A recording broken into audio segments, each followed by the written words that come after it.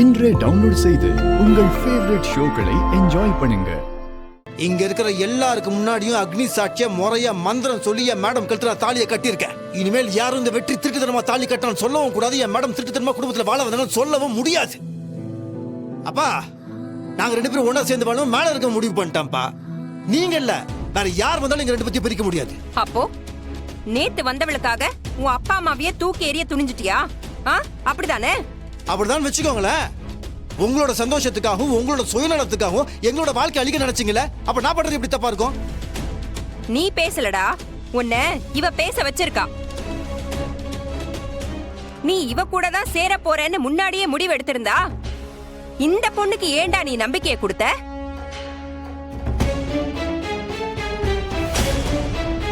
உன்னை நம்பி சம்மந்தம் பேசி இன்னைக்கு மணமேடை வரைக்கும் வந்து நிக்கிறாளே, இவ வாழ்க்கைக்கு யாருடா பதில் சொல்றது? நான் யாரோட வாழ்க்கையில மண்ணள்ளி போடவும் மாட்டேன். நீதாம்மா இப்போ சுயநலமா யோசிச்சுட்டு இருக்க. ஆனா நீ என்ன அப்படி வளர்க்கல. நிஷாக்கு எல்லா உண்மையும் தெரியும்.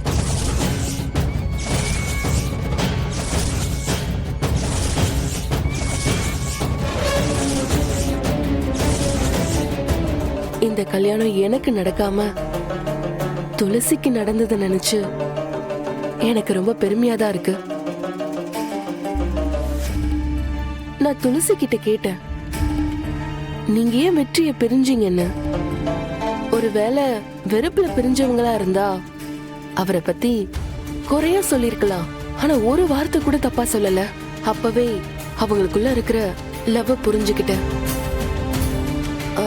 இந்த நிமிஷம் வரைக்கும் ரெண்டு பேரும் ஒருத்தருக்கு ஒருத்தர் இவ்வளவு உயிரா லவ் பண்ணிட்டு இருக்கும் போது இடையில நான் எப்படி அவரோட சேர்ந்து வாழ்றது? இந்த கல்யாணம் நடந்திருந்தாலும் எங்க ரெண்டு பேருக்குள்ள இருக்கிற ரிலேஷன்ஷிப் பொய்யாதான் இருக்கும். அப்படி ஒரு கல்யாணம் எனக்கு தேவையில்லை.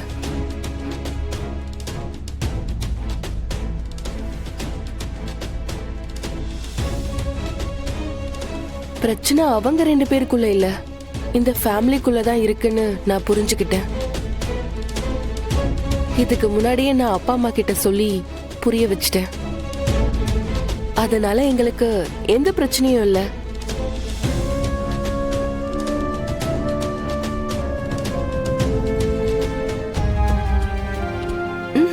ஐயோ, வெற்றி துளசி, நான் பார்த்ததுலயே நீங்க தான் பெஸ்ட் கப்பல். உங்களை யாராலையும் பிரிக்க முடியாது. All the best. Happy married life. Thank you. நான் வரேன். ஏன் இன்னும் இங்க நின்னுட்டு இருக்கீங்க? வாங்க எல்லாரும் கிளம்பி போலாம். இருங்க, எங்க போறீங்க? யாரும் போக கூடாது. நீங்க எல்லாரும் எங்களை மனசார வாழ்த்திருக்கீங்க. நீங்க எல்லாரும் வயிறார சாப்பிட்டு தான் போகணும். வாங்க எல்லாரும் ஒன்னா சாப்பிடுவோம்.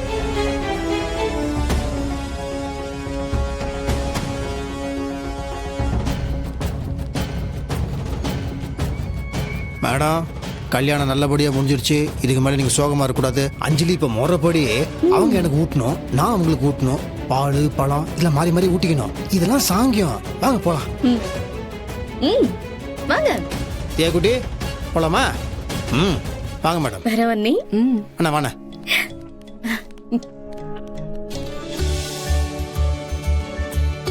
என்ன மேடம் இவ்வளவு பெரிய சொம்பு பாலா?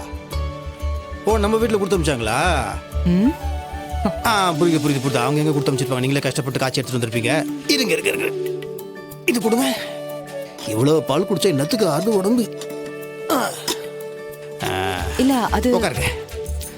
ஐயோ உட்காருங்க மேடம், நிறைய விஷயம் பேசணும் உங்ககிட்ட. உட்காருங்க.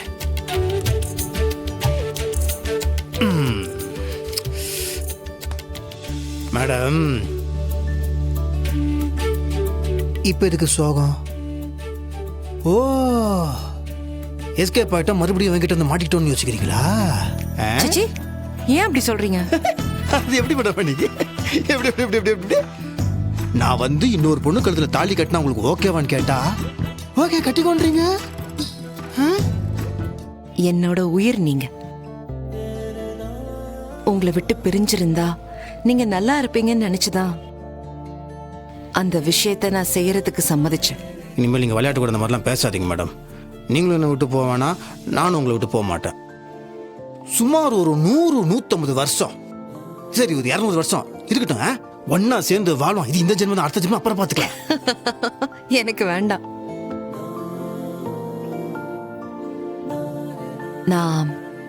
நான் உங்களை கஷ்டப்படுத்தினதுக்கு என்ன மன்னிச்சு. ஐயோ மேடம், இது நீங்க பேசாம என்ன பழின்னு ஒரு அறை விட்டுருக்கலாம். அப்பெல்லாம் நீங்க பேசக்கூடாது. என்ன நான் ஏதாவது கொஞ்சம் ஓவரா பண்ணி தான் நீங்க என்ன மன்னிச்சிருங்க. சாரி.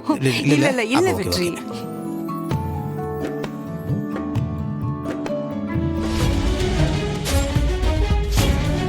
ஹாய் மாமா. மாமா நான் தான் மகேஷ். என்ன மாமா ஒரே இடத்துல கையை காலை கட்டிட்டு உட்கார்ந்து இருக்கிறது ரொம்ப கஷ்டமா இருக்கா?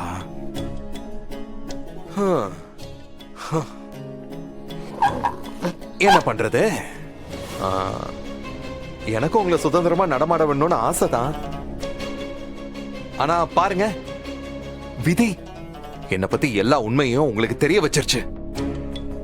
நீங்க வெளியில போய் வாய திறந்தா என் வாழ்க்கையே முடிஞ்சு போயிரும். அந்த அளவுக்கு ரிஸ்க் இருக்கு. என் பொண்டாட்டி வேற அப்செட்டா சுத்திட்டு இருந்தாளா, இனிமே அவளுக்கு எந்த கவலையும் இல்ல. அதுக்காகத்தான் இந்த ஸ்வீட் எடுத்துட்டு வந்தேன். இது நீங்க கொண்டாடணும் மாமா. என் பொண்ணோட நல்ல மனசுக்கு அவளுக்கு நல்ல வாழ்க்கை தான் அமையும். ஆனா அதை சொல்றதுக்கு நீ வர்றோம். என்ன மாமா நீங்க என் கேரக்டரையே புரிஞ்சுக்க மாட்டேங்கிறீங்க. உன் குடும்பம் என் குடும்பம்னு பிரிச்சு பேசுறீங்க. என் அஞ்சலி எங்க இருக்காளோ அந்த குடும்பம் நல்லா இருக்கணும் தான் நான் நினைப்பேன். மாமா இப்ப கூட ஒரு குட் நியூஸ் கொண்டு வந்திருக்கேன். என் பொண்டாட்டி வேலைக்கு போறா. என்ன அஞ்சலி வேலைக்கு போறாளா? ஆமா மாமா, எனக்கு உங்களை மாதிரி ஆரம்பத்துல ஷாக்கிங்கா தான் இருந்துச்சு. அப்புறம் யோசிச்சு பார்த்தேன், என் பொண்டாட்டி வேலைக்கே போனாலும் கௌரவமா சந்தோஷமா இருக்கணும் தான் நான் நினைப்பேன். அதான் அந்த கம்பெனிய விலை கொடுத்து வாங்கிட்டேன். இப்போ அஞ்சலி எம்ப்ளாயி இல்ல மாமா, கிட்டத்தட்ட ஒரு முதலாளி மாதிரி. நான் அவளுக்கு ஒரு சின்ன கஷ்டம் கூட வந்துடக்கூடாதுன்னு பார்த்து ஒவ்வொன்னையும் செய்யறேன். ஆனா அவ தான் அதை புரிஞ்சுக்காம அவளா பெரிய கஷ்டத்துல விழுந்துடுறா மாமா. ஆனா என் பொண்டாட்டி என்கிட்ட சரியா பேச மாட்டேங்கிறா மாமா. அதான் வலிக்குது. உன்ன மாதிரி ஒரு சைக்கோ கிட்ட எப்ப என் பொண்ணு பேசுவா? மாமா அப்படி சொல்லாதீங்க. நான் சைக்கோன்னா உங்களை சித்திரவதை பண்ணிருக்கணும், அடிச்சு கொடுமைப்படுத்தி இருக்கணும். ஆனா நான் செஞ்சனா? செய்யலையே. உங்களை நல்லா தானே பாத்துக்கிறேன். நேரத்துக்கு சாப்பாடு, இதோ ஃபேனு, கொசு கடிக்காம இருக்கிறதுக்கு இதோ காயில் கூட பத்த வச்சிருக்கேன்.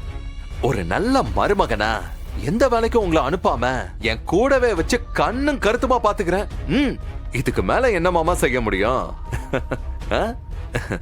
மாமா எனக்கு ஒரே ஒரு உதவி பண்றீங்களா?